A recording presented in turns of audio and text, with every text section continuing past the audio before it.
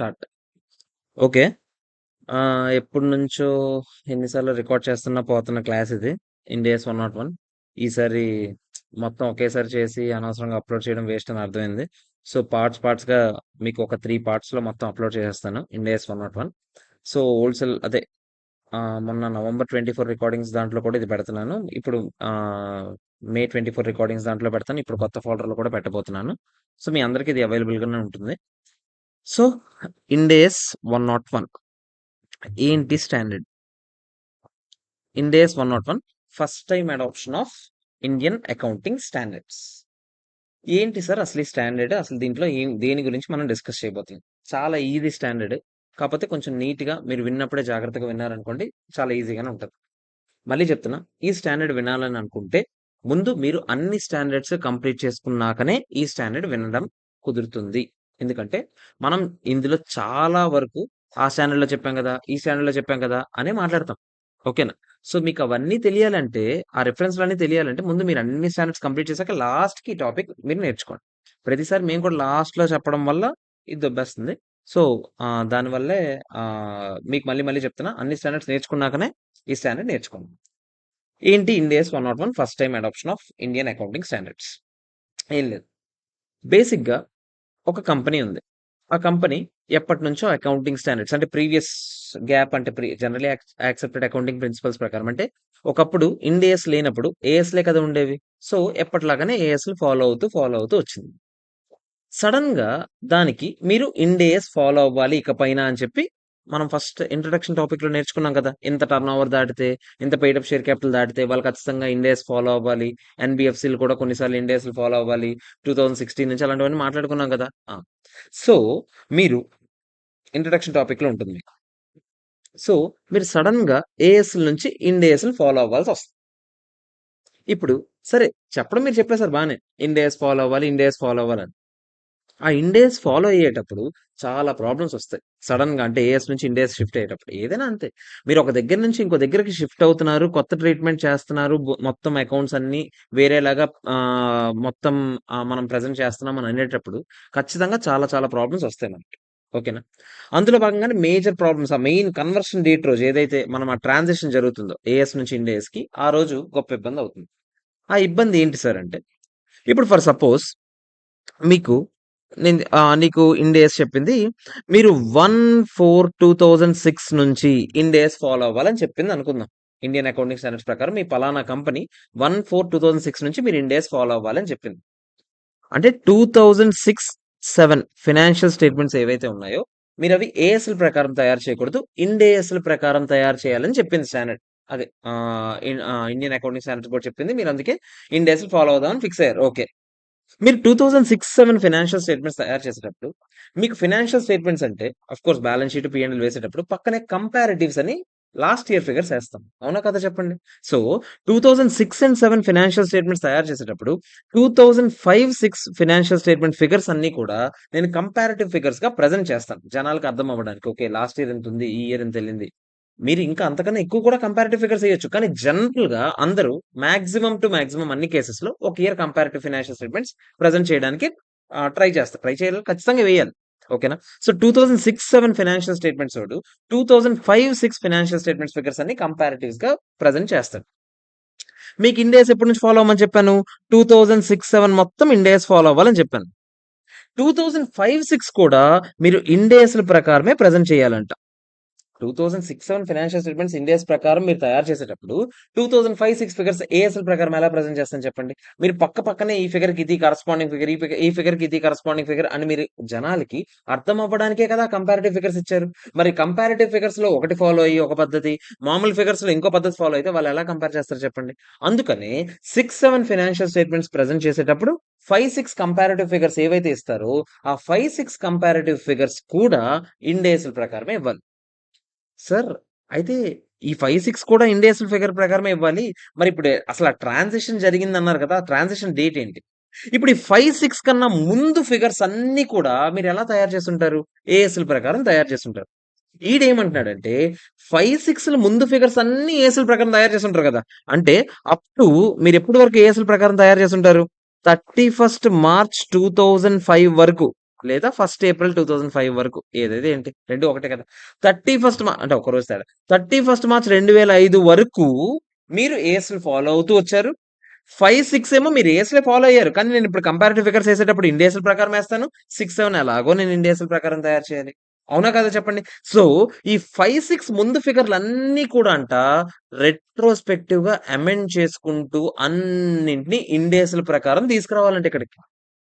అంటే ఏంటి సార్ అంటే for suppose property, plant and equipment అని ఉంది. అది మీరు ఏఎస్‌ల ప్రకారం ఏఎస్-10 ఫాలో అయ్యి ఎంతో కొంత చూపించారు. ఇప్పుడు ఈడేమంటున్నాడు, మీరది ఎప్పుడు కొన్నారు ఒరిజినల్‌గా, అక్కడి నుంచి ఇండేసే ఫాలో అవుతున్నారు అని అనుకోని, అప్పటినుంచి 31 మార్చ్ 2005 వరకు మీరవి ఇండేస్‌లతోనే తీసుకొచ్చి, ఈ రోజుకి ఫిగర్ ఎంతుందో చూసి, అది ఫిగర్ 1 ఏప్రిల్ 2005 ఫిగర్ అనుకోవాలంట. దాన్ని యూజ్ చేసి 5, 6 ఫిగర్స్ కనుక్కోవాలి. దాన్ని యూజ్ చేసి 6, 7 ఫిగర్స్ కనుక్కోవాలంట. ఓకేనా? అంటే ఇప్పుడు మన బాధంతా 1 ఏప్రిల్ 2005 వరకు తీసుకురావడానికి మనం కష్టపడాలి. అర్థమైందా? సో, 6, 7లో ఇండేస్ ఫాలో అవ్వాల్సినోడికి ట్రాన్సిషన్ డేట్ ఏంట్రా అంటే 1/4/2005 ట్రాన్సిషన్ డేట్ అవుద్దంట. మనం జనరల్‌గా ఏమనుకుంటాము? ట్రాన్సిషన్ డేట్ అంటే ఏ రోజు నుంచి ఇండేస్‌లు ఫాలో అయ్యామో అంటే 1/4/2006 నుంచి ఫాలో అయ్యాం కాబట్టి ఆ రోజే ఇండేస్ ట్రాన్సిషన్ డేట్ అని అనుకుంటాం. కాదు. ట్రాన్సిషన్ డేట్ అంటే ఏ ఇయర్ అయితే మీకు ఇండేస్‌లు ఫాలో అవ్వమని చెప్పారో ఆ ప్రీవియస్ ఇయర్ తాలూకా ఓపెనింగ్ డేట్. అంటే ఆ ప్రీవియస్ ఇయర్ ఏంటి 5, 6. 5, 6 ఓపెనింగ్ డేట్ ఏంటి 1/4/2005. అదే మీకేమవుతుంది? ట్రాన్సిషన్ డేట్ అవుతుంది. ఆ రోజుకి మీరు అన్ని ఫిగర్స్ ఒకటి, ఒకటి, ఒకటి, ఒకటి మీరు ఇండేస్‌ల ప్రకారం తీసుకొచ్చి 1/4/2005 రోజుకి ఎంతున్నాయి బ్యాలెన్స్‌లు చూసి దాన్ని యూజ్ చేసి ఆ బ్యాలెన్స్‌లని కొత్త ఫైనాన్షియల్ స్టేట్మెంట్స్ 5, 6కి, 6, 7కి తయారు చేయాలి. ఓకేనా? అప్పుడు మీకు వెంటనే అంటారు, సార్ ఇప్పుడు ఎవడు చేస్తాడు సార్? అక్కడెక్కడి నుంచో ఇక్కడ వరకు ఇప్పుడు అన్నీ తీసుకొని రావాలంటే దోల తీరిపోద్ది కదా! అంటే, ఆ! జనరల్‌గా అయితే అన్నీ తీసుకొని రండి. కానీ మేము కొన్ని ఎక్సెప్షన్స్ ఇస్తాం. ఆ ఎక్సెప్షన్స్ మీకు వర్తిస్తే వర్తించుతాయి. లేపోతే లేదు. అంటే ఏంటి సార్? అంటే ఈ ఇండ్ ఏస్ 101 చెప్తదంట. పలానా ప్రాపర్టీ, ప్లాంట్ అండ్ ఎక్విప్‌మెంట్ అవసరం లేదురా అని అన్నదనుకోండి, మీరప్పుడు తీసుకురావాల్సిన అవసరం లేదు. అంటే క్యారింగ్ ఫిగర్ ఎంతుందో అంతే ఏసేయండిరా అని అన్నదనుకోండి, మీరు క్యారింగ్ ఫిగర్ ఏసేయొచ్చు. అలాగని అన్నిటికి ఎక్సెప్షన్స్ ఇచ్చేయలే మళ్ళీ. కొన్నింటికి ఎక్సెప్షన్స్ ఇచ్చింది. అర్థమైందా? ఆ ఎక్సెప్షన్స్ ఏంటో మనం నేర్చుకోవాలి. అదే నేర్చుకోవాలి. ఇప్పుడు ఈ 1/4/2005 రోజు ఫిగర్స్ అన్నీ ఎలా ట్రాన్స్‌లేట్ చేయాలనేది నేర్చుకోవడానికి ఈ స్టాండర్డ్‌కొచ్చాం మనం. అర్థమవుతుందా మీకు? అది మ్యాటర్. ఓకే. సార్ మరిప్పుడు 1/4/2005 రోజుకి మీరు అన్ని ఫిగర్స్ తీసుకురావాలన్నారు. ఓకే. బానే ఉంది. అవేవో ఎక్సెప్షన్స్ అన్నారు కదా! ఏంటి సార్ ఎక్సెప్షన్స్ అంటే? ఆ ఎక్సెప్షన్స్ 2 రకాల ఎక్సెప్షన్స్. ఒకటంట మ్యాండేటరీ ఎక్సెప్షన్స్ అంట. రెండోదంట మ్యాండేటరీ ఎగ్జంప్షన్స్ ఏదో ఒకటి అనుకోండి. ఇంకోటంట ఆప్షనల్ అంట. అదేంటి సార్? ఎగ్జంప్షన్‌లో మళ్ళీ మ్యాండేటరీ, ఆప్షనల్ ఏంటి సార్ అంటే, ఇప్పుడు ఫర్ ఎగ్జాంపుల్ నేను మ్యాండేటరీ ఎగ్జంప్షన్ అన్నాననుకోండి ఫర్ సపోజ్. మీరు ఈ ఫిగర్ ఇక్కడ తీసుకురాకూడదు. ఆ రోజు 1/4/2005 రోజు ఏదైతే ఫిగర్ ఉందో ఆ ఫిగర్ ఏసేయాలి అని అన్నాననుకోండి. మ్యాండేటరీ అని చెప్పాననుకోండి. మీరింకా ఏం చేయాలి? సచ్చినట్టుగా సార్ నేను రెట్రోస్పెక్టివ్‌గా చేస్తాను సార్ అంటే, వద్దు దబ్బదు. మీరిక్కడ ఫిగర్ ఏముందో ఆ ఫిగర్ తీసుకెళ్ళి ఏసేయండి అంతే. నేను మ్యాండేటరీ అని చెప్పాను కదా! ఎగ్జంప్షన్ మీకు వద్దనుకున్నా మీరు తీసుకోవాల్సిందే తప్పదింక. నేను ఆ క్లోజింగ్ ఫిగర్ ఎంతుందో చెప్పాను. ఆ ఫిగర్ అక్కడ ఏసేయండి. అంతే. అర్థమైందా? ఆప్షనల్ ఎగ్జంప్షన్ అంటే ఏంటి మరి? ఇప్పుడు నేను చెప్తాను. కావాలంటే ఇన్ఫర్మేషన్ ఉంటే ఎనక నుంచి రండి. ఇన్ఫర్మేషన్ లేపోతే ఆ రోజుకి ఏదుందో ఆ ఫిగర్ ఏసేయండి అని అంటాను. అప్పుడు మీకు 2 ఆప్షన్స్ ఉన్నాయి. మీ దగ్గర అన్ని ఇన్ఫర్మేషన్‌లు ఉన్నాయనుకోండి. ఆ వెనక నుంచి లెక్క పెట్టుకొని 1/4/2005 వరకు తీసుకురావచ్చు. లేదు ఫర్ సపోజ్ మీ దగ్గర ఆ ఇన్ఫర్మేషన్ లేదనుకోండి. అది చాలా ఇంప్రాక్టికబుల్ అనుకోండి ఆ వెనక నుంచి రావడం. అప్పుడు మీరేం చేస్తారు? ఆ 31 మార్చ్ 2005 రోజు ఫిగర్స్ ఏమున్నాయో అదే 1/4/2005 ఫిగర్స్ అని అనుకోండి. అర్థమవుతుందా మీకు? అది మ్యాటర్. ఓకేనా? సో, అవేంటనేదే మనం తెలుసుకోవాలి. అవేంటో తెలుసుకోవడానికే మనం ఈ స్టాండర్డ్‌కొచ్చాం. చాలా ఈజీ స్టాండర్డ్ మీకు చెప్పాను కదా! 8 క్వెషన్స్ ఉన్నాయి అంతే. ఇప్పుడు నేను ఫస్ట్ వీడియోలో ఒక 2 క్వెషన్స్ సాల్వ్ చేసి పెట్టేస్తాను. ఓకేనా? ఈరోజే ఇంకో వీడియో పెట్టేస్తాను అది కూడా. రేపటికి మొత్తం చాప్టర్ క్లోజ్ చేసుకుందాం. ఓకేనా? మీకు మొత్తం చాప్టర్ రఫ్‌గా 3 ½ అవర్స్, 4 అవర్స్ అలా వస్తదండి. అంతకు మించి రాదు చాప్టర్. చాలా చిన్న చాప్టర్. చాలా ఈజీగా ఉంటది. మీరు కొంచెం జాగ్రత్తగా నేర్చుకోవాలి చాలా అంతే. ఓకే. సో, ఆడేం చెప్తున్నాడో ఒకసారి చూద్దాం. This Ind AS prescribes transition requirements when an entity adopts Ind AS for the first time. మీకు చెప్పాను కదా! Ind AS first time follow అవుతున్నాం ఇప్పుడే అని అనిపించేటప్పుడు మీరు ఏవేవి రిక్వైర్మెంట్స్ ఫుల్‌ఫిల్ చేయాలో చెప్పడానికి స్టాండర్డ్ వచ్చిందంట. అర్థమైందా? ఫస్ట్ టైమ్ వాళ్ళ కోసం వచ్చిందంట. A move from AS to Ind AS. అదే చెప్తాను. ఏఎస్ నుంచి ఇండియాస్కి వచ్చే వాళ్ళకి ప్రీవియస్ గ్యాప్ అంటే జనరల్లీ యాక్సెప్టెడ్ అకౌంటింగ్ ప్రిన్సిపల్స్. ఒకప్పుడు ఏఎస్, ఇప్పుడు ఇండియాస్ ఫాలో అవ్వాలని అనుకోండి. మీకు అదే కదా గ్యాప్, అవునా కదా? మీకు అప్లికబుల్ గ్యాప్ అయితే మీరు చూసుకోవాలి. మీ టర్న్ ఓవర్ లిమిట్స్ బట్టి, మీ paid up share capital limits బట్టి మీరు ఇండియాస్ అప్లికబిలిటీ ఉందనుకోండి మీకు, అప్పుడు మీరు సచ్చినట్టు ఏం చేయాలి? ఏఎస్ ఫాలో అవ్వకుండా ఇకపైన ఇండియాస్ ఫాలో అవ్వాలి. మరి అప్పటి వరకు ఫాలో అయిన ఏఎస్ అన్నిటి ప్రకారం తయారు చేసిన బ్యాలెన్స్ షీట్లు మార్చేయాలి కదా, దానికోసం వచ్చాము ఇక్కడ. అర్థమైందా? For suppose, A Limited has to prepare its financial statements as per Ind AS from 1/4/2002. ఇప్పుడే చెప్పాను నేను. వీళ్ళంట 2002 to 3 అనుకుందాం కాసేపు. 2002 to 3 Ind AS ఫాలో అవ్వాలంట. మీరు నాకు చెప్పండి. ఇప్పుడే చెప్పాను నేను. వీళ్ళకి ట్రాన్సాక్షన్ డేట్ ఏమవుతుంది చెప్పండి. 2002-3 ఫిగర్స్ ఎలాగో Ind AS ప్రకారం తయారు చేస్తారు. దానికి కంపారిటివ్ ఫిగర్స్ అంటే 2001-2 ఫిగర్స్ కూడా వీళ్ళు ఏం చేస్తారు? Ind AS ప్రకారమే తయారు చేస్తారు. దానికి ఓపెనింగ్ ఫిగర్ అంటే దీని ఓపెనింగ్ ఏంటి? 1/4/2001. ఆ 1/4/2001 ఏదైతే ఉందో దాన్ని ఏమంటాం మనం? ట్రాన్సిషన్ డేట్ అని. ఇందాక నేను అదే కదా చెప్పాను. నా ఎగ్జాంపుల్ లో నేను 5, 6, 6, 7 ఏదో తీసుకున్నాను, నేను వేరే తీసుకున్నాను. So it's first in days reporting period ఏమవుతుంది? 2 to 3. అదే కదా ఫస్ట్ చెప్పాను. దానికి కంపారిటివ్ ఫైనాన్షియల్ స్టేట్మెంట్స్ కింద ఏం తయారు చేయాలి? 1 to 2. అది కూడా మనం చెప్పాం కదా. దానికి opening Ind AS balance sheet date తయారు చేయాలంటే 1/4/2001 కి తయారు చేయాలి. దాన్ని మనం ఏమంటాం? డేట్ ఆఫ్ ట్రాన్సిషన్ అంటాం. అర్థమవుతుందా మీకు? All adjustments for this transaction are done on this date. అంటే అన్ని అడ్జస్ట్మెంట్స్ అంట ఆ రోజు 1/4/2001 కి అన్ని అడ్జస్ట్మెంట్స్ చేసుకుంటూ రావాలి. జనరల్ గా అయితే మీరు ఏం చేయాలి? అన్నింటినీ రెట్రోస్పెక్టివ్ గా వెనక్కి తీసుకుంటూ రావాలి. ఆ రోజు ఫిగర్స్ కి ఏ ఉన్నాయో తీసుకొని రావాలి. బట్ ఎక్సెప్షన్స్ నేను ఇస్తాను. ఆ ఎక్సెప్షన్స్ ఉంటే క్లెయిమ్ చేసుకోవచ్చు. అర్థమైందా మీకు? క్లియరా కదా చెప్పండి. ఓకే. సో ఫస్ట్ మనం ఏం చెప్తున్నాడు చూద్దాం. Entity shall apply all Ind AS retrospectively. ఇప్పుడు అదే కదా చెప్తాను. అన్ని ఇండేస్ రెట్రోస్పెక్టివ్ గా మొత్తం తీసుకురావాలంట. In the opening Ind AS balance sheet on date of transaction. Date of transaction అంటే ఇక్కడ మన ఎగ్జాంపుల్ ఏంటి? 1/4/2001 అయినా ఆడిచ్చిన ఎగ్జాంపుల్. సో 1/4/2001 రోజుకి మీరు అన్ని ఫిగర్స్ ని తీసుకొని రావాలి as per Ind AS. That is, opening Ind AS balance sheet should carry the balances as if Ind AS has always been applied by the entity in the past. అంటే ఎప్పటి నుంచో Ind AS follow అయిన వాళ్ళ behave చేయాలంట. అసలు as అంటే నాకేం తెలియదే, నేను ఎప్పటి నుంచో Ind AS ఫాలో అవుతున్నానే అన్నట్టుగా అక్కడ నుంచి ఇక్కడ వరకు మీరు అన్నిటిని ఏం తీసుకురావాలి? ఏం ఫాలో అయ్యి తీసుకురావాలి? Ind AS లో ప్రిస్క్రైబ్ చేసినట్టుగా ఆ ఫిగర్స్ అన్ని తీసుకొని రావాలి ప్రెసెంట్ డేట్ కి. అర్థమవుతుందా మీకు? ఓకే. ఫర్ సపోజ్ రా, మీకు సింపుల్ గా చెప్తున్నాను. ఇప్పుడు ఒకప్పుడు డిబెంచర్స్ లో, ఇప్పుడు మనం ఫైనాన్షియల్ ఇన్స్ట్రుమెంట్స్ స్టాండర్డ్ చేసాం 109, 32, 109 చేసాం కదా. అప్పుడు నేనేం చెప్పాను? అరే డిబెంచర్స్ లో కూడా ఈక్విటీ కాంపొనెంట్ ఉంటుంది, లోన్ కాంపొనెంట్ ఉంటుంది అని చెప్పాను. కానీ ఒకప్పుడు అలాంటివి ఏమైనా ఉన్నాయా? లోన్ కాంపొనెంట్, ఈక్విటీ కాంపొనెంట్ ఇక్కడికి వచ్చాక మనం విన్నాం. సో ఒకప్పుడు ఆడు ఓన్లీ లోన్ గా చూపించుంటాడు. ఇప్పుడు ఆడికి ఈక్విటీ ఎంత, లోన్ ఎంత అని విడదీయాలని చెప్పింది ఇండేస్. అప్పుడు మీరు ఏం చేయాలి? ఒకప్పటి నుంచే ఫాలో అవుతున్నాను అన్నట్టుగా ఫాలో అవ్వాలి. ప్రొవైడెడ్ ఏమైనా ఎక్సెప్షన్స్ ఇచ్చారేమో చూద్దాం మరి. ఇండేస్ 109 కి ఇచ్చారేమో ఎక్సెప్షన్స్. అప్పుడు మనం అవి చూడాలి కదా. అంతేనా కదా చెప్పండి. Any difference arising due to the above adjustment will be recognise through retained earnings. ఇప్పుడు మీరు కొన్ని రికాగ్నైజ్ చేస్తారు, కొన్నిటిని స్పెషల్ గా రికాగ్నైజ్ చేస్తారు. ఏ చేంజెస్ వచ్చినా, వాల్యూస్ లో ఏ చేంజ్ వచ్చినా తీసుకెళ్లి కళ్ళు మూసుకొని ఏం చేయాలంటే రిటైన్డ్ ఎర్నింగ్స్ లో దోసేయండి. ఏ డిఫరెన్స్ వచ్చినా, ఇప్పుడు ఏని డి రికాగ్నైజ్ చేయాలి, ఏ క్రెడిట్ చేసాం అనుకోండి, బిని రికాగ్నైజ్ చేయాలి, బి డెబిట్ చేసాం అనుకోండి, B to A balance figure అంతా తీసుకెళ్లి రిటైన్ ఎర్నింగ్స్ లో వేసేయండి. మీకు ప్రాక్టికల్ గా చూపిస్తాను నేను. ఓకేనా?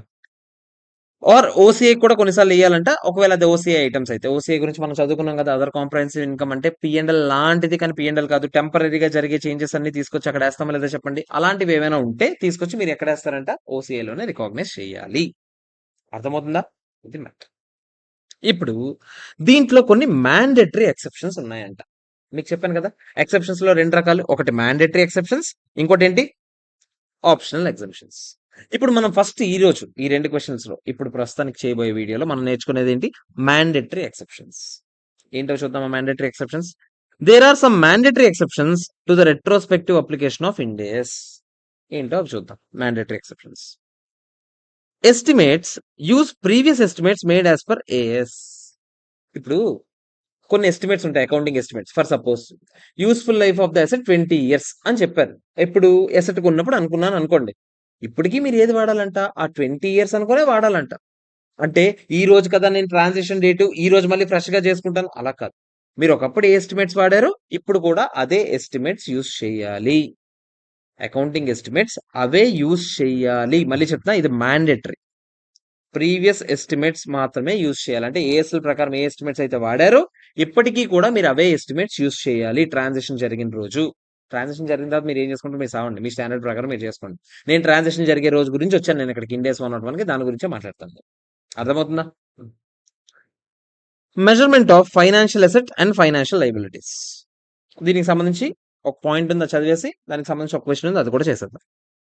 ఫైనాన్షియల్ అసెట్ ఫైనాన్షియల్ లైబిలిటీస్ కి ఇప్పుడు ప్రస్తుతానికి ఉన్న స్టాండర్డ్ ఏంటి? 109. ఒకప్పుడు అయితే అలాంటి స్టాండర్డ్స్ ఏమైనా ఉన్నాయా? ఏం లేవు. ఫైనాన్షియల్ ఇన్స్ట్రుమెంట్స్ సెపరేట్ స్టాండర్డ్ ఏమైనా ఉందా? అలాంటివి ఏం లేవు. ఇప్పుడు ఏం చెప్తాం చూడు. If it is impracticable, that is no proper information is available to apply Ind AS 109 retrospectively, then fair value as on date of transition to Ind AS will be the new carrying amount of the financial asset or financial liability at the date of transition to Ind AS. అదేమంటున్నాడు, మీరు financial asset ని financial లైబిలిటీని measure చేయడానికి మనం నేర్చుకున్న financial asset కి అమోర్టైజ్డ్ cost method, ఎఫ్ఈటి, OCI, ఎఫ్ఈటి, PL ఇలాంటివన్నీ నేర్చుకున్నామా లేదా? మీరు అవన్నీ ఎప్పటి నుంచో మెజర్ చేయడానికి మీకు కావాల్సిన ఇన్ఫర్మేషన్ అంతా దొరికింది అనుకోండి, మీరు రెట్రోస్పెక్టివ్ గా అప్లై చేసుకుంటూ రండి. అలా దొరకలేదు అనుకోండి, కళ్ళు మూసుకొని మీరు ఏం చేయాలంట, ఇప్పుడు అన్ని మూసుకొని మీరు ఏం చేయాలి, కళ్ళు మూసుకొని ఆ ఫెయిర్ వాల్యూ, ట్రాన్సాక్షన్ జరిగిన రోజు ఫెయిర్ వాల్యూ ఏదైతే ఉందో, ట్రాన్సాక్షన్ జరిగిన రోజు ఫెయిర్ వాల్యూ ఎంతైతే ఉందో దాన్నే క్యారింగ్ అమౌంట్ గా తీసేసుకోండి. ఇకపైన మీరు ఆ స్టాండర్డ్ ఫాలో అవ్వండి. ఏ స్టాండర్డ్? 109 స్టాండర్డ్ ఫాలో అవ్వండి. అంటే ఏంటి సార్, నాకు అర్థం కావట్లేదు. నేను మీకు ఇప్పుడు చూపిస్తాను కదా, కంగారు ఎందుకు? నేను ఉన్నాను కదా, క్వశ్చన్ చేసేద్దాం ఫాస్ట్ గా. క్వశ్చన్ నెంబర్ 2 చూడండి అందరు. Question number 2. On 1st April 2001, sigma limited issued 30,000 convertible debentures అంట. ఓకే, కన్వర్టబుల్ డిబెంచర్స్ అంటే ఏంటి? ఎప్పటికైనా డిబెంచర్స్ కాస్త ఈక్విటీగా కన్వర్ట్ అయిపోతాయి. అరే మీరు నాకు చెప్పండి, ఇప్పుడు ఒకప్పుడు వదిలేయండి, ఇప్పుడు ఇలాంటి కన్వర్టబుల్ డిబెంచర్స్ లో ఏ కాంపోనెంట్స్ ఉన్నాయంటే మీరు ఏమంటారు? ఎప్పటికైనా ఈక్విటీగా కన్వర్ట్ అయిపోతాయి. ఈక్విటీగా కన్వర్ట్ అయిపోతే వాటిని పే చేస్తామా? పే చేయము. సో అది ఈక్విటీ కాంపోనెంట్ అవుతుంది. డిబెంచర్స్ లో ఇంట్రెస్ట్ మ్యాండేటరీగా పే చేస్తాం లేదా చెప్పండి, అది లైబిలిటీ కాంపోనెంట్ అవుతుంది. అవునా కదా చెప్పండి? సో రెండు కాంపోనెంట్స్ ఉన్నాయి. దీన్నే కాంపౌండ్ ఫైనాన్షియల్ ఇన్స్ట్రుమెంట్ అంటామా లేదా? మనం చదువుకున్నాం కదా Ind AS 109, అందుకే అది చదివాకే ఇక్కడ రండి అన్నాను. సో కన్వర్టబుల్ డిబెంచర్స్ అంటే compound financial instrument. Okay, face value 100 rupees అంట, డిబెంచర్ అట్ పార్ అంట. ఓకే, తర్వాత the debentures are redeemable at a premium of 10% on 31st March 2005. అంటే ఈ డిబెంచర్స్ అంట రిడీమ్ చేసేటప్పుడు ప్రీమియం కి రిడీమ్ చేస్తున్నామంట. అంటే 100 రూపాయలు డిబెంచర్ 110 రూపీస్ కి రిడీమ్ చేస్తున్నామంట. Nice. Or these may be converted into ordinary shares at the option of holder. అది కావాలంటే ఇది దేని కింద కన్వర్ట్ చేస్తామంట? షేర్స్ కింద కూడా కన్వర్ట్ చేసుకుంటామంట. ఇదే డిబెంచర్స్ అసలు కన్వర్షన్ రైట్సే లేకపోతే దాని 10% ఇంట్రెస్ట్ ఇచ్చేవారంట. అంటే మనమైతే 6 ఇస్తున్నాం, కానీ కన్వర్షన్ ఆప్షన్ లేకపోతే అందరు ఎంత ఇస్తారంట? 10% ఇస్తారంట. మనం ప్రెసెంట్ వాల్యూ పుల్ చేయడానికి ఆ 10% కదా యూజ్ చేస్తాం. దీని గురించి మనం Ind AS 109 లో నేర్చుకున్నాం లేదా చెప్పండి? నేర్చుకున్నాం ఆల్రెడీ. ఓకేనా? సరే మీరు నాకు చెప్పండి, అంటే ఫర్ సపోజ్ అసలు ఇవన్నీ వదిలేయండి, Ind AS 101 లాంటి కాన్సెప్ట్స్ వదిలేయండి. రిడెంప్షన్ ఎప్పుడు జరుగుతుంది? 31st March 2005. అవునా కదా చెప్పండి? మనం ఎక్కడ ఉన్నాము? 1st April 2001. ఎన్ని ఇయర్స్ ఉన్నాయిరా? 2, 3, 4, 5 4 ఇయర్స్ ఉన్నాయి. మీరు నాకు చెప్పండిరా, ఈ 4 ఇయర్స్ కి మీరు ప్రతి ఇయర్ ఎండింగ్ ఏమేమి పే చేస్తారా? 100 రూపీస్ మీద 6% పే చేస్తారా? అంటే ఎంతరా? 6 rupees, 6 rupees, 6 rupees, 6 rupees. Last లో రిడెంప్షన్ చేసేటప్పుడు 6 రూపీస్ తో పాటు రిడెంప్షన్ 100 రూపాయల మీద 10% ప్రీమియం కి రిడీమ్ చేస్తామని చెప్పామా లేదా చెప్పండి? అవునా కాదా? అంటే ఎంత? 110 రూపీస్. అవునా కాదా చెప్పండి? ఇంతేనా కాదా? ఇంతకి మీరు రిడీమ్ చేస్తారు. అవునా? వీటిని మనం ఏం చేస్తాము? ప్రెజెంట్ వాల్యూ పుల్ చేయడానికి 10% రేటే కదా వాడుకుంటాం. అవునా కాదా చెప్పండి? సో 10% రేట్ వాడి వీటిని ప్రెజెంట్ వాల్యూ తీసుకొద్దాం ఒకసారి. ప్రెజెంట్ వాల్యూ ఆఫ్ ఇంట్రెస్ట్‌లన్నీ ప్రెజెంట్ వాల్యూ తీసుకొస్తున్నాను. Present value of redemption amount కూడా నేను ప్రెజెంట్ వాల్యూ తీసుకొస్తున్నాను. ఇక్కడ పక్కనే రేట్లున్నాయి కదా! 0.91 ప్లస్ 0.83 ప్లస్ 0.75 ప్లస్ 0.68 ఇంటూ 6 రూపీసే కదా! 19.02 అంతేనా? అంతే. ఒక్కొక్కటి నేను లెక్కెడుతున్నాను యాక్చువల్లీ. అన్ని కలిపి లెక్కెట్టేసి ఉండాల్సింది. సర్లే పోనీ ఒక్కొక్క వాల్యూ లెక్కెడదాం, తర్వాత అన్ని చేసుకుందాం. Okay sir. తర్వాత రిడెంప్షన్ అమౌంట్ 110 ఇంటూ 0.68 అంటే ఎంతరా? 74.8 ఏనా? 2 కలపండి. 93.82 రూపీస్ అవుతుంది. అంతేనా కదా చెప్పండి? 93.82 దీని ప్రెజెంట్ వాల్యూ ఆఫ్ ఇంట్రెస్ట్ అమౌంట్లు, రిడెంప్షన్ అమౌంట్లు అన్నిటిని ప్రెజెంట్ వాల్యూ కడితే 93.82 వచ్చింది ఒక డిబెంచర్. అలా ఎన్ని డిబెంచర్స్ ఉన్నాయరా? 93.82 ఇంటూ 30,000 కదా! ఎంత చేద్దాం? ఇంటూ 30,000 అంటే ఎంత వస్తుంది? 28,14,600 రూపీస్. అంతేనా కదా చెప్పండి? అరే నేను ఒక్కొక్క డిబెంచర్ లెక్కెట్టండి. మీరు కావాలంటే ఒకేసారి అన్నిటిని లెక్కెట్టండి. ఒకేసారి అన్నిటికీ లెక్కెడితే ఎలా లెక్కెడతారు? 30,000 డిబెంచర్స్ రా, ఒక్కొక్కటి ₹100 రా, ఇంటూ ఇంట్రెస్ట్ ఎంత రా, 6% ఇస్తున్నారు రా, అంటే 1,80,000 అయినా కదా చెప్పండి. 1.8 lakhs, 1.8 lakhs, 1.8 lakhs, 1.8 lakhs, అంతేనా? లాస్ట్ లో రిడీమ్ చేసేటప్పుడు 33 lakhs. వీటన్నిటికీ ప్రెసెంట్ వాల్యూ కట్టండి అన్నాను. వీటన్నిటికీ ప్రెసెంట్ వాల్యూ కట్టండి పోనీ డైరెక్ట్ గా, మీకు అంత డౌట్ ఉంటే. అన్నిటికీ ప్రెసెంట్ వాల్యూ కడితే ఎంత వస్తుంది ఎగ్జాక్ట్ గా? 28,14,600 రూపీస్. అంతేనా కదా చెప్పండి? అవునా కదా? ఇది ఈ రోజు ప్రెసెంట్ అంటే ఒకవేళ అసలు ఈ క్వెషన్ లో నాకు ఇవేమి తెలియకపోతే, ఇది ఓన్లీ ఫైనాన్షియల్ ఇన్స్ట్రుమెంట్ క్వెషన్ అనుకోండి, అసలు ఈ ట్రాన్సాక్షన్ లాంటివి ఏం లేకపోతే నేను 28,14,600 రూపీస్ కి లైబిలిటీ కాంపొనెంట్ రికాగ్నైజ్ చేయాలి. అంతేనా కదా? కానీ నేను ఇచ్చింది ఎంతకి వాళ్ళకి? 30 lakh రూపీస్కే కదా ఇచ్చాను నేను. 30 lakh రూపీస్కి ఇస్తే బ్యాంక్ 30 lakhs నాకు డబ్బులు వచ్చాయి. టూ డిబెంచర్స్, ఇందులో లైబిలిటీ కాంపొనెంట్ ఎంతరా అంటే ఇప్పుడే మీరు చెప్పారు ఎంతరా? 28,14,600. కాసేపు వదిలేయండి, ఇండేస్ 101 వదిలేయండి. టూ అదే డిబెంచర్స్ ఈక్విటీ కాంపొనెంట్ కింద ఎంత చూపించాలరా? ఆ డిఫరెన్స్ అమౌంట్ ఎంత? -28,14,600, 1,85,400 రూపీస్. అంతేనా? అవునా కదా చెప్పండి? సో ఇది ఎంట్రీ పడుండాలి యాక్చువల్ గా ఇండేస్ ప్రకారం అయితే. అంతేనా కదా చెప్పండి? యాక్చువల్గా అయితే ఇది పడాలి. దీన్ని ఏం చేస్తాం చెప్పండి? ప్రతి ఇయర్ మనం అమోర్టైజేషన్ టేబుల్ ప్రకారం ఇంట్రెస్ట్ యాడ్ చేసుకుంటూ పోతామా లేదా చెప్పండి? అదే రా, 28,14,600 కి +10% కొడతాం, -1,80,000 కొడతాం, మళ్ళీ +10%, -1,80,000, లాస్ట్కి వెళ్ళేసరికి 0 అవుతుంది. అవునా కదా చెప్పండి? ఇదేమో ఈక్విటీ కాంపొనెంట్. ఈక్విటీ కాంపొనెంట్ ఎప్పుడైనా రీమెజర్మెంట్ జరుగుతుందా? మీరు చాలా సార్లు చెప్పాను నేను, ఈక్విటీ కాంపొనెంట్ ఎప్పుడు రీమెజర్ చేయకూడదు. ఈక్విటీ ఎప్పుడు ఎలా ఉందో అదే ఫిగర్ ఉండాలి, అంటే 1,85,400 ఉండాలి. అంతేనా కదా చెప్పండి? ఇదంతా ఎప్పటికిరా? 1st April 2001కి పట్టుకెళ్ళుండుంటే ఇది జరుగుండాల్సింది. అవునా కదా చెప్పండి? కానీ ఈ రోజు డేట్ ఎంత? ఈ రోజు డేట్ ఎంత? ఈ రోజు డేట్ 1st April 2000 అటు చెప్పాడు కదా, 1st April 2003 అని. అంటే మీరు నాకు చెప్పండి రా, 2 ఇయర్స్ అయిపోయా. 2 ఇయర్స్ అయిపోతే ఈ ఫిగర్ మారిపోద్దా లేదా చెప్పండి? మారిపోయి ఎంతకెళ్ళుండాలి? ఇవన్నీ ఏంటి? ఇవన్నీ ఊహాగానాలు. దీని మీద 10% యాడ్ చేస్తాం, వచ్చిన దానికి ఏం చేస్తాం చెప్పండి? -1,80,000 చేస్తాం. అంతేనా? అప్పుడు మళ్ళీ వచ్చిన దాని మీద మళ్ళీ +10% యాడ్ చేస్తాం, దానికి మళ్ళీ ఏం చేస్తాం చెప్పండి? -1.8 lakhs చేస్తాం. ఇదేనా మనం చేసేది? అవునా కదా? చెక్ చేయండి ఒకసారి. 28,14,600 +10% -1,80,000, మళ్ళీ +10% -1,80,000, అంటే ఎంత వస్తుందిరా? 30,27,667 రూపీస్. ఇంత ఉండాలి. ఏది? లైబిలిటీ కాంపొనెంట్ కాస్త పెరిగి పెరిగి పెరిగి 30,27,667 రూపీస్కి రావాలి. ఒప్పుకుంటారా లేదా చెప్పండి? అంతేనా కాదా? ఇది మ్యాటర్. ఓకే. అంటే దాన్ని రౌండ్ ఫిగర్ చేసి ఉంటాడు ఆడు. ఒకవేళ రౌండ్ ఫిగర్ చేసింటే ఎక్కడికి వేసి ఉంటాడు ఆడు? 30 lakh అంతే వేసాడా? మనం కూడా కాదు, 30,27,667 రూపీస్. ఓకేనా? ఇప్పుడు నాకు చెప్పండి, 666 ఏదైతే ఎట్లా రూపాయలు ఏమైపోద్దిరా? 666 రూపీస్. ఓకేనా? అంటే ప్రస్తుతానికి బ్యాలెన్స్ షీట్ చూస్తే ఎవరికైనా ఆడికి ఏమేం కనిపించాలి? డిబెంచర్స్ లైబిలిటీ కాంపొనెంట్ అని ఎంత కనిపించాలి ఆడికి? 30,27,666 కనిపించాలి. అదే డిబెంచర్స్ ఈక్విటీ కాంపొనెంట్ లో ఎంత కనిపించాలి? అదేం మారదు కదా ఈక్విటీ కాంపొనెంట్. అవునా కదా చెప్పండి? ఈక్విటీ కాంపొనెంట్ ఎంత కనిపించాలి ఆడికి? 1,85,400. ఇది ఆడికి యాక్చువల్ గా కనిపించాల్సింది. అవునా కదా? కానీ ఆడి పరిస్థితి ఏంటి? షో హౌ ద ఆడు ఇప్పటి వరకు ఏది ఫాలో అవుతున్నాడు? ఏఎస్లు ఫాలో అవుతూ వస్తున్నాడా లేదా చెప్పండి? ఏఎస్ఎల్ ప్రకారం ఏఎస్ ఏం చెప్పిందంటే, ఇప్పుడు మనం కొంచెం బ్యాక్‌గ్రౌండ్ వర్క్ చేయాలి. ఇది మాత్రం తెలుసుకోవాలి మనం ఇండేస్ కోసం. ఓకేనా? ఏఎస్ఎల్ ప్రకారం అదేం చెప్పిందంటే, మీరు గనక ఏదైనా ఒక డిబెంచర్‌ని గాని, ఏదైనా ఒక లోన్‌ని కొంచెం ప్రీమియంకి రీపే చేస్తున్నారనుకోండి. అంటే 30 లాక్స్ తీసుకున్నారు మీరు లోన్. అవునా కదా చెప్పండి? మీరు పే చేసేటప్పుడు మీరు తీసుకోవడం 30 లాక్స్ తీసుకున్నారు. 1.8, 1.8, 1.8, 1.8తో పాటు 33 లాక్స్ కూడా పే చేస్తున్నారా లేదా చెప్పండి మీరు? అవునా కదా? మీరు ప్రీమియం ఎంత పే చేస్తున్నార్రా? 33 లాక్స్ మైనస్ 30 లాక్స్ అంటే 3 లాక్స్ ప్రీమియం పే చేస్తున్నారా లేదా చెప్పండి? అవునా కదా?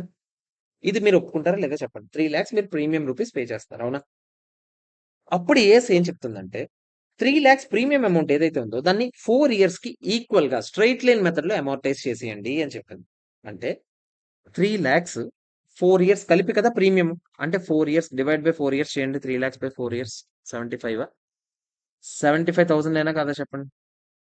ఈ 75,000 అంట 4 ఇయర్స్ పాటు ప్రతి ఇయర్ ఈక్వల్ గా చూపించుకుంటూ రావాలంట ఎక్స్పెండిచర్ కింద. అంటే ఎవ్రీ ఇయర్ అంట borrowing cost to liability, borrowing cost to liability, borrowing cost to liability, borrowing cost to liability, ఇలా ఒక ఎంట్రీ పడాలంట ప్రతి ఇయర్. ఎంత పడాలంట? 75,000 ఎక్స్ట్రాగా పడాలంట. యాక్చువల్గా ఇది బారోయింగ్ కాస్టే. అది బారోయింగ్ కాస్ట్ క్యాష్ డైరెక్ట్ ఇచ్చేస్తాం. 1.8 lakhs నిజంగా ఇచ్చేస్తున్నాం కదా. అవునా కదా చెప్పండి. ఇది డబ్బులు ఇవ్వట్లేదు కదా, అది పెంచుకుంటూ పోవాలంట. ఇలా మీరు చెప్పండి. ఇలా పెంచుకుంటూ పోతే సంవత్సరానికి 75,000 లెక్క పెంచుకుంటూ పోతే 30 lakhs మీద ఫస్ట్ ఇయర్ ఏమో 1.8 lakhs ఇంట్రెస్ట్ మీరు పే చేస్తారు కాబట్టి దానివల్ల లోన్ ఎఫెక్ట్ అవ్వదు. 30 అప్పుడులో ఎఫెక్టివ్ ఇంట్రెస్ట్ రేట్ ఈ 10% లాంటివి లేవురా. ఈ కాన్సెప్ట్ లేదు అప్పుడులో. ఓకేనా? జస్ట్ మీరు అమౌంటైజ్ చేసి ఈ 75,000 లెక్క పెంచుకుంటూ పోతున్నారు. అంటే 30 lakhs బ్యాలెన్స్ కాస్త ఫస్ట్ ఇయర్ ఎండింగ్‌కి 30.75 lakhs అవుద్ది. నెక్స్ట్ ఇయర్‌కి 31.5 అవుద్ది. నెక్స్ట్ ఇయర్‌కి 32.25 అవుద్ది. నెక్స్ట్ ఇయర్‌కి 33 అవుద్ది. ఎగ్జాక్ట్‌గా 33 అయ్యాక పే చేసేస్తాం. అది ఒకప్పుడు జరిగేది. ఓకేనా? కానీ ఇప్పుడు మనం ఎక్కడున్నాము? ఇక్కడెక్కడో ఉండిపోయాం కదా! 1/4/2003 అంటే ఇక్కడే కదా ఉన్నాం. అంటే ఇప్పటికి మీ బ్యాలెన్స్ ఎంతుంది? 31.5 లాక్స్ మీరు ఆల్రెడీ చూపిస్తున్నారా లేదా చెప్పండి? 31.5 లాక్స్ మీరు చూపిస్తున్నారు. అవునా కదా? 31,50,000 మీరిప్పుడు యాజ్ పర్ ఏఎస్ఎల్ ప్రకారం చూపిస్తున్నారు. ఎందుకంటే మీరు అది అలా పెంచుకుంటూ పెంచుకుంటూ పోవాలి. లాస్ట్‌కి 33 లాక్స్‌కి రీచ్ అవ్వాలి. కానీ మీరు మధ్యలో ఉన్నారు. ఇంకెక్కడున్నారు? 31,50,000 దగ్గర ఉన్నారు. ఇప్పుడు నేను సడెన్‌గా వచ్చి ఏం చెప్పాను? లేదు లేదు అసలు ఇది పూర్తిగా తప్పు. అలా చూపించకూడదు. ఇలా ఈ 2 ఫిగర్‌లు చూపించాలి అనేదే కదా నా వాదన. సింపుల్‌గా చేయొచ్చురా. ఇదే కదా పాత డిబెంచర్స్, ఓల్డ్ డిబెంచర్స్ ఇదే కదా! అవునా? మీకేం చెప్పాను? ఆ పాతవన్నీ రికాగ్నైజ్ చేసేయండి. కొత్తవన్నీ రికాగ్నైజ్ చేసేయండి. డిఫరెన్స్ ఉన్నవన్నీ రిటైన్డ్ ఎర్నింగ్స్ తోసేయండి. అంటే మీరేం చేయాలి? ఓల్డ్ డిబెంచర్స్ డెబిట్ కొట్టాలి. ఎంత? 31,50,000 అంటే డిబెంచర్స్ తీసేస్తా పాతవి. కొత్తవి ఏమున్నాయిరా? డిబెంచర్స్‌లో లయబిలిటీ కాంపోనెంట్, డిబెంచర్స్‌లో ఈక్విటీ కాంపోనెంట్ ఉందా లేదా చెప్పండి? ఎంత? 30,27,666, 1,85,400. ఇంతేనా కదా చెప్పండి? డిఫరెన్స్ అమౌంట్ ఎంత చూడండి? 185,400 ప్లస్ 30,27,666 మైనస్ 31,50,000, 63,066 వచ్చింది. ఈ డిఫరెన్స్ మొత్తం తీసుకెళ్ళి మీకు ఏం చెప్పాను? 63,066 రూపీస్ తీసుకెళ్ళి రీటైన్ ఎర్నింగ్స్ లో తోసాను. అర్థమైందా లేదా చెప్పండి? అయిపోయింది. యాక్చువల్లీ క్వశ్చన్ అయితే అయిపోయింది. ఆడేమన్నాడు? ఏం చేస్తారని అడిగాడు. ఒక ఎంట్రీ చెప్పాం కదా మనం. ఎంట్రీ 185,400, 28,14,600. ఇదిగో ఈ రెండు రికాగ్నైజ్ చేయాలి.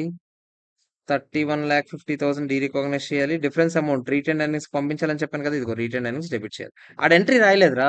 మీరు ఎంట్రీ నేను మీకు ఎంట్రీ కూడా చెప్పాను. ఇది రాసుకోండి ఎంట్రీ. అందరూ ఎంట్రీ రాసుకోండి. అందరూ ఎంట్రీ రాసుకోవాలి. Retained earnings debit, old debentures debit to debentures liability to debentures equity component. అంతే క్వశ్చన్. ఏం లేదు. మీకేం చెప్పాను? ఇది మనకి ఇన్ఫర్మేషన్ దొరికింది కాబట్టి, ఒకప్పటి నుంచి ఏం జరిగిందో ఇన్ఫర్మేషన్ దొరికింది కాబట్టి. అదే ఒకవేళ ఇందాక నేను నీకు చెప్తుంది ఏంటి గుర్తుందా? మ్యాండేటరీ ఎక్సెప్షన్స్ అని. ఒకవేళ ఈ ఇన్ఫర్మేషన్ దొరకకపోతే ఏం చేయాలి చెప్పండి? మీరు ఆ ముందు రోజుకి ఫెయిర్ వాల్యూ ఎంత ఉందో అదే తీసుకెళ్ళి క్యారింగ్ అమౌంట్ కింద రికాగ్నైజ్ చేస్తారు.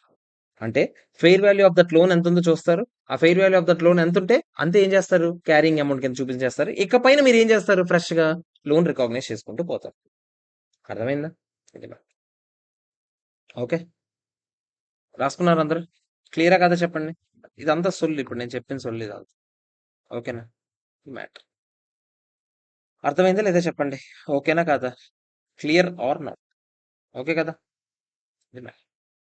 సో బేసిక్ గా ఇప్పుడు నేను చెప్పింది ఏంటి? ఇది ఇది నేను చెప్పింది. ఒకసారి ఇప్పుడు చెక్ చేయండి. ఇప్పుడు ఇది చదవండి. మీకు అర్థమవుతుంది క్లియర్ గా. అందరు చదవాలి. If it is impracticable, no proper information is available. ఒకవేళ లేకపోయి ఉంటే మనకైతే ఉంది ఇందాక. అందుకే చేసాం మనం. To apply Ind AS 109 retrospectively. దొరకకపోతే మనకు దొరికింది. అందుకే నేను అప్లై చేశాను. Then fair value on the date of transaction to Ind AS will be new carrying amount of that financial asset or financial liability on the date of transaction. అంటే దొరకకపోతే అప్పుడు కొత్తది ఏదైతే ఉందో, అంటే ఆ రోజుకి ఏదైతే ఉందో అమౌంట్ ఫెయిర్ వాల్యూ ఏదైతే ఉందో ట్రాన్సాక్షన్ జరిగిన రోజున అదే క్యారింగ్ అమౌంట్ కింద తీసేసుకోండి అని చెప్పాడు.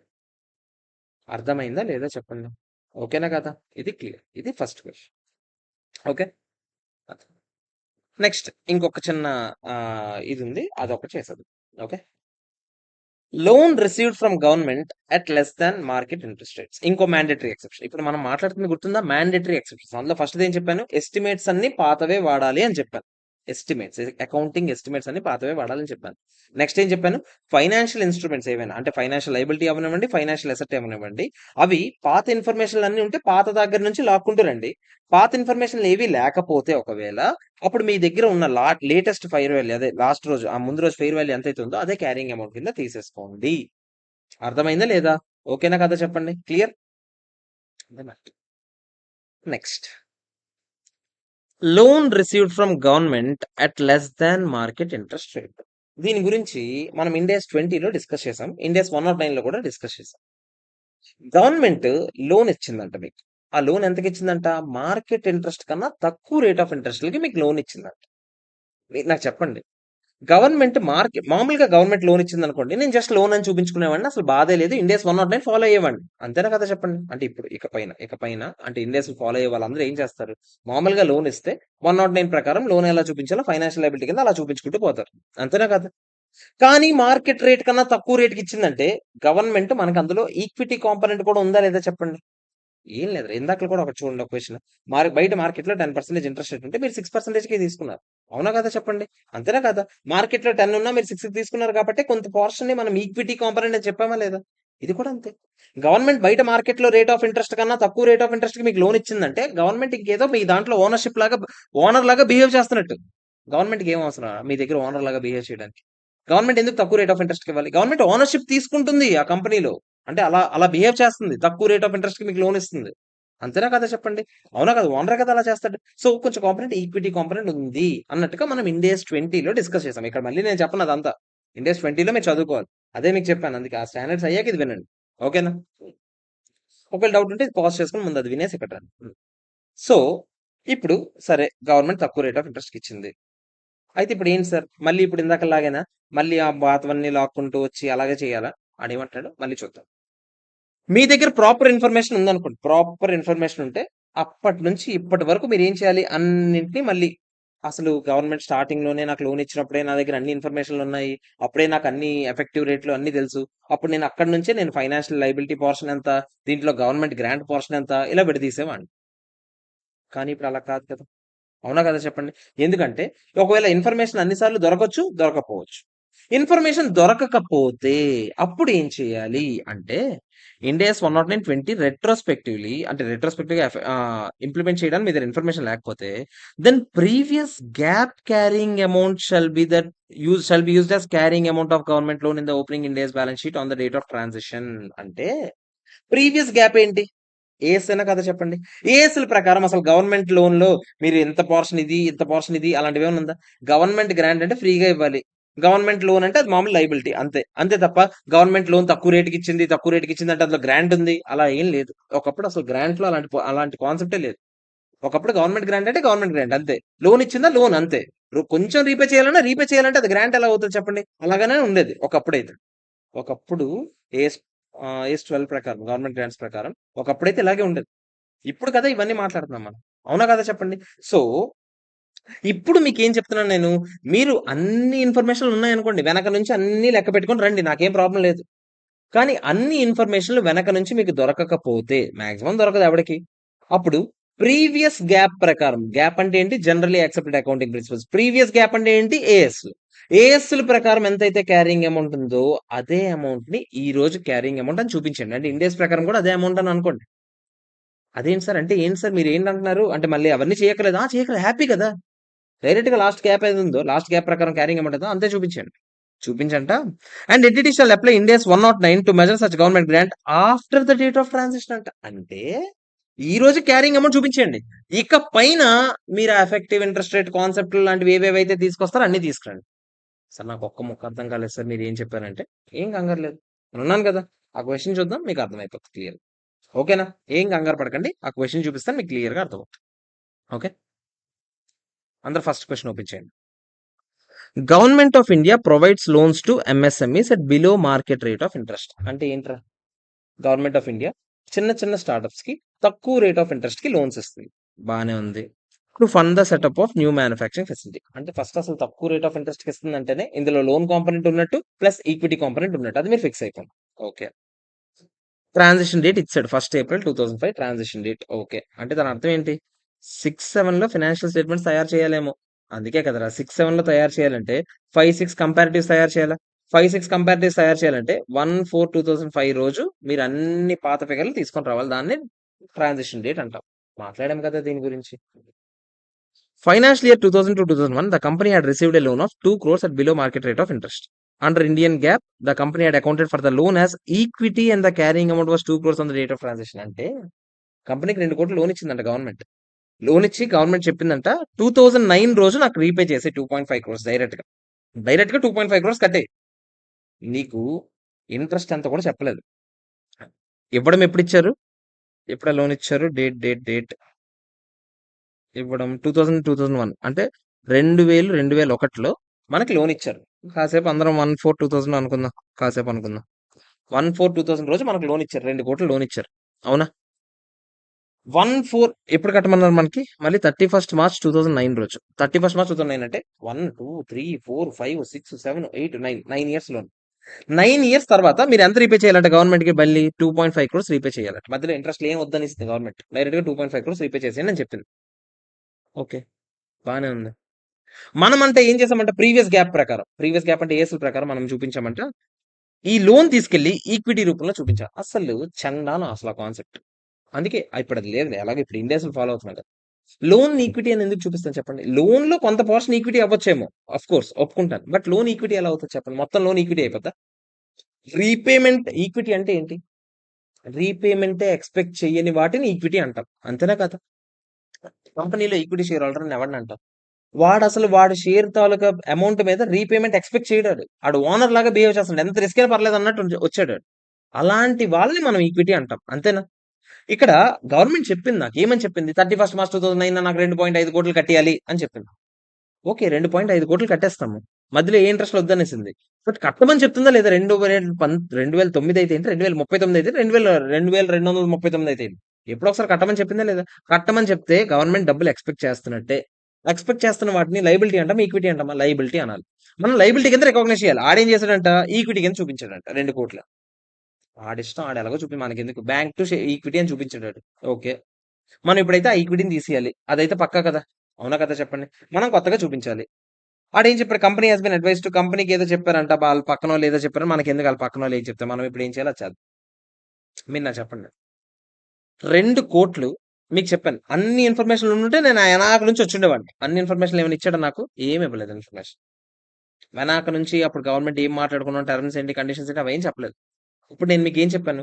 డైరెక్ట్‌గా ప్రీవియస్ గ్యాప్ ఏదైతే ఉందో, ప్రీవియస్ గ్యాప్ అంటే ఒకప్పుడు ఏఎస్‌లు ఫాలో అయ్యేవారు కదా! ఒకప్పుడు ఏఎస్‌ల ప్రకారం ఎంతైతే చూపించారో, ఇప్పటికి క్యారింగ్ అమౌంట్ ఏదైతే తీసుకొస్తున్నారో, అదే డైరెక్ట్‌గా క్యారింగ్ అమౌంట్ అనుకోండి. అంటే మీరు 2,00,00,000 కదా ఇప్పటి వరకు తీసుకొస్తున్నారు. ఎప్పటి వరకు? 1/4/2000 నుంచి మీరు 1/4 ఇప్పుడు ట్రాన్సాక్షన్ డేట్ ఏంటి? 2005 1/4/2005 వరకు మీరు ఏఎస్‌లే కదా ఫాలో అయ్యారు. ఇక్కడి నుంచి కదా! ఇక్కడి నుంచి ఏది ఫాలో అవుదామని ఫిక్స్ అయ్యాం మనం. 31st March 2009 వరకు ఇన్ డేస్ ఫాలో అవ్వాలి. అంతేనా కదా చెప్పండి? మీరు ఇదంతా ఫాలో అయ్యి, ఏఎస్‌లు ఫాలో అయ్యి, మీరు తీసుకొచ్చిన ఫిగర్ ఎంతరా అంటే ఇక్కడికి 2 క్రోర్స్ క్యారింగ్ అమౌంట్ తీసుకొచ్చారు. ఇప్పుడు ఇండియాస్ ఏమంటుందంటే, మీరు వెనక్కెళ్ళి అన్ని లెక్కెట్టడం కుదరకపోతే, డైరెక్ట్‌గా మీరేం చేయొచ్చు? ఈ 2,00,00,000 ఏదైతే ఉందో, అదే ఫిగర్‌ని మీరు క్యారింగ్ అమౌంట్‌కి తీసుకోండి.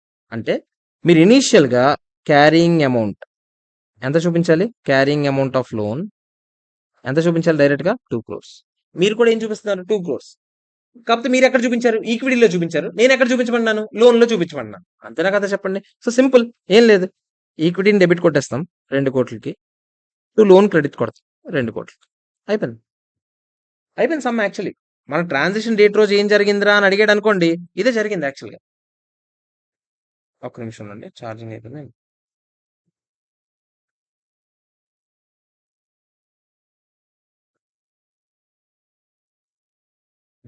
ట్రాన్సిషన్ రోజు ఏం జరిగిందిరా అని మనకు అడిగాడనుకోండి, ఆన్సర్ అయిపోయింది. ఈక్విటీ నుంచి డీరికగ్నైజ్ చేసి లోన్‌లో చూపించేస్తాం. సో, ఫస్ట్ అయితే అదేది ఫస్ట్ వాడు దాని గురించి ఎక్కడో స్టేట్మెంట్ చెప్పుంటాడు చూడండి. ఆహ్ ఫస్ట్ టైం అడాప్టర్ అయితే ఏం చేయాలా? Reclassifies it from equity to liability అంతే. మీరు జస్ట్ 2 కోట్లు ఇక్కడ నుంచి తీసి లోన్‌లో చూపించేస్తారు. ఫస్ట్ ఆ ఎంట్రీ రాసుకోండి అందరూ. ఈ ఎంట్రీ రాసుకోండి. నేను ఇంకా ఉంది కదా! సమ్ ఉంది ఇంకా. నేను చెప్తాను. మీరు జస్ట్ నేనేం చేయమన్నాను? ఈక్విటీ నుంచి తీసుకెళ్ళి అమౌంట్‌ని లోన్‌లో చూపించండి అన్నాను. ఓకే. అయిపోలేదు సమ్. ఆడేమన్నాడు మీకు గుర్తుందా? ఇక పైన మీరు ఫైనాన్షియల్ ఇన్‌స్ట్రుమెంట్ స్టాండర్డ్ ఫాలో అవ్వండి. ఎందుకంటే అది లోన్ కదా! ఇకపైన ఇండ్ AS 109 ఫాలో అవ్వాలా లేదా చెప్పండి? ఇక పైన ఫాలో అవ్వండి అని చెప్పింది. ఓకే. ఇక పైన ఫాలో అవుతాం బానే ఉంది. 2,00,00,000 2009 నాటికి మనం ఎంత కట్టాలని చెప్పారు? 2.5,00,00,000. మధ్యలో ఇంట్రెస్ట్ ఏమైనా కట్టమన్నారా? ఏమొద్దన్నారు. అంటే మీరు నాకు చెప్పండ్రా? ఈ 2,00,00,000 కాస్త 145లో 2,00,00,000 ఉంది. 6కి మళ్ళీ ఎంతో కొంత కాంపౌండ్ అవుతది. ఇంట్రెస్ట్ ఎంతో కొంత యాడ్ అయ్యి. 7కి ఎంతో కొంత కాంపౌండ్ అవుతది. 8కి ఎంతో కొంత కాంపౌండ్ అవుద్ది. 1/4/2009 అన్నా అంతే కదా! 9కి ఎంతో కొంత కాంపౌండ్ అవుద్ది. అంటే 4 టైమ్స్ ఇంట్రెస్ట్ కాంపౌండ్ అయ్యి ఆ 2,00,00,000 లోన్ కాస్త ఏమవుద్ది? 2.5,00,00,000 అవుద్ది. అంటే మీరు నాకు చెప్పండి. సింపుల్‌గా దీన్ని నేను ఇలా అనొచ్చా? 2,00,00,000 ఇంటూ 1 ప్లస్ ఆ ఇంట్రెస్ట్ ఎంతో తెలీదు నాకు. R whole power 4 is equal to 2.5 crores అనొచ్చా? అరే నేనేం చేశానురా? 2,00,00,000 కాంపౌండ్ ఇంట్రెస్ట్ 4 సంవత్సరాలకు పడితే అది కాస్త ఏమైంది? చివరికెళ్ళేసరికి 2.5 అయింది. ఎందుకు సార్ ఇదంతా చేస్తానంటే ఎఫెక్టివ్ ఇంట్రెస్ట్ రేట్ లెక్కెట్టడానికి. ఇక పైన ఏం చేయాలో చూపించడానికి. ఆడు ఇక పైన ఏం చేయాలని కూడా అడిగాడురా. ఇక పైన ఏం చేయాలి? ఇండ్ AS 109 ఫాలో అవ్వాలా? ఫాలో అయ్యేటప్పుడు ఎలా ఫాలో అవ్వాలో నేను చెప్పాలా? ఇండ్ AS 109 ఏం చెప్పింది? ప్రతి ఇయర్ అమోర్టైజ్ చేయండి ఎంతో కొంత ఇంట్రెస్ట్‌ని అని అన్నదా? అదేంటని నేను చెప్తున్నాను. 2,00,00,000 into 1 plus r whole power 4 is equal to 2.5 crores. 1 plus r whole power 4 is equal to 2.5/2 అనొచ్చా? 1.25. 1 plus r is equal to 1.25కి 2 సార్లు రూట్ కొట్టాలా? 1.05737. ఆర్ ఈజ్ ఈక్వల్ టు ఏమవుతది చెప్పండి? 0.05737. నథింగ్ బట్ 5.74% అనొచ్చా? రఫ్‌గా. 5.74% అనొచ్చా లేదా చెప్పండి? అంటే అందరూ క్యాలిక్యులేటర్ తీసుకోండి. 2,00,00,000 అని కొట్టండి. 2,00,00,000 అందరూ ప్లస్ 5.74 ప్లస్ 5.74 ప్లస్ 5.74 ప్లస్ 5.74 వచ్చిన దాని మీద 5.74% యాడ్ చేసుకుంటూ పోండి. 2.5 కోట్లు వస్తుందో లేదో చూద్దాం. చెక్ చేద్దాం. Plus 5.74% plus 5.74% plus 5.74% plus 5.74%. 2,50,00,000 2,000 చిల్లర వస్తుంది. అది ఎందుకంటే ఇక్కడ రౌండ్ ఆఫ్ చేశాం కాబట్టి. అంతేనా కదా? అంటే ఇప్పుడు బేసిక్‌గా గవర్నమెంట్ మన పేరుకి ఇంట్రెస్ట్ అని ఏం చెప్పకపోయినా కూడా గవర్నమెంట్ తెలియకుండానే మనకు తెలియకుండానే 5.74% ఇంట్రెస్ట్ చార్జ్ చేస్తుంది ప్రతి ఇయర్ మన మీద. అవునా కదా చెప్పండి? సో మీరు ఇక పైన ఇప్పుడు 2,00,00,000 మీరు జస్ట్ ఏం చేశారు? ఈక్విటీన్స్ తీసుకెళ్ళి లయబిలిటీలో చూపించారు 2,00,00,000. ఈ 2,00,00,000 ఇక పైన అమోర్టైజ్ చేసుకుంటూ పోవాలి. ఈ 2,00,00,000 మీద ప్రతి ఇయర్ ఎంత ఇంట్రెస్ట్ ఎయ్యాలి? 5.74%. అంటే ప్రతి ఇయర్ మీ అమోర్టైజేషన్ టేబుల్ ఎలా ఉంటదంటే opening balance, interest, closing balance. 2,00,00,000 interest ఎంతేస్తారు? 5 ఎంతది?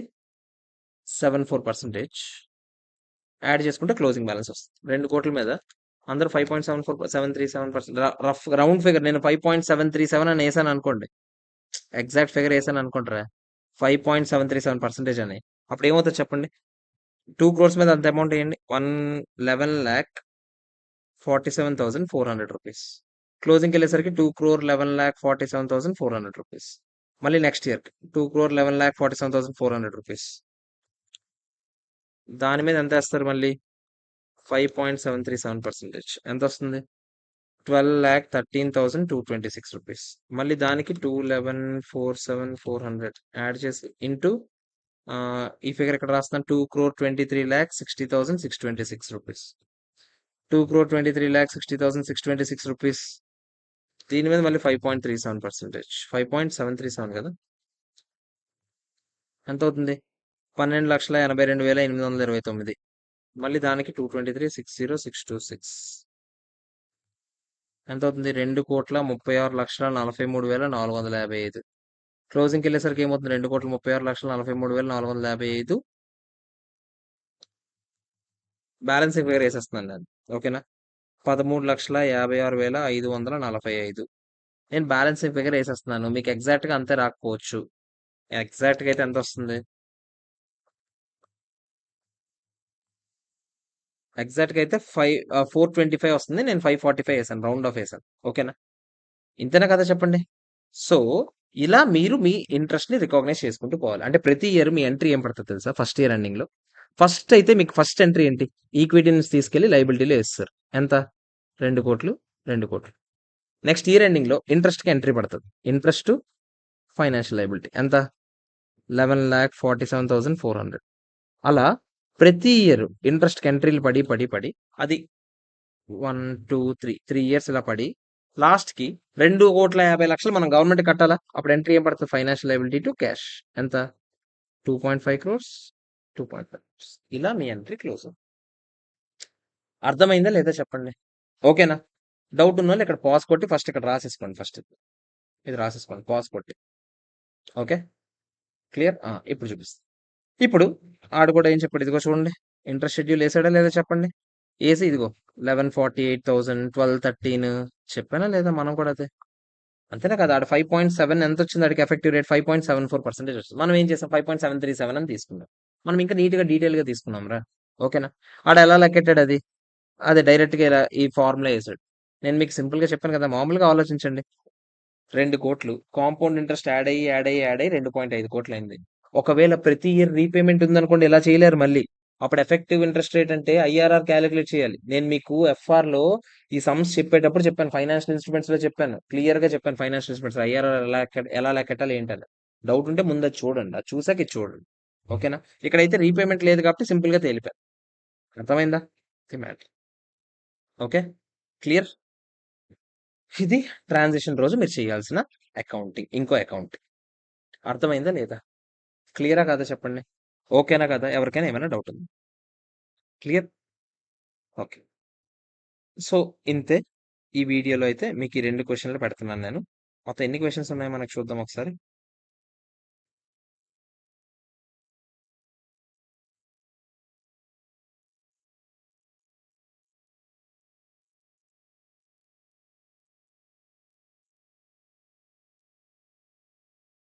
ఇవన్నీ సింపుల్‌గా తేలిపోతాయి. ఇది జస్ట్ ఏమడిగాడు ఇందులో రికన్సిలియేషన్ అడిగాడా?